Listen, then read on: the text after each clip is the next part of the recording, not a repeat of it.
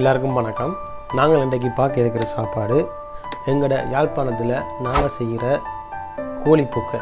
அதாச்சும் யாழ்ப்பாணத்தில் நாங்கள் செய்கிற கோழிப்பூக்கை வெளிநாட்டில் எப்படி செய்கிறது, அதாச்சும் ஃப்ரெஞ்சுக்காரர் பாரிஸில் ஃப்ரான்ஸ் இதில் ஃப்ரெஞ்சுக்காரர் இப்படி அதை சாப்பிடணும் தான் நாங்கள் இன்றைக்கி பார்க்க இருக்க போகிறோம். இதுக்கு பேர் ரிசோட்டோ poulet என்று சொல்கிறது.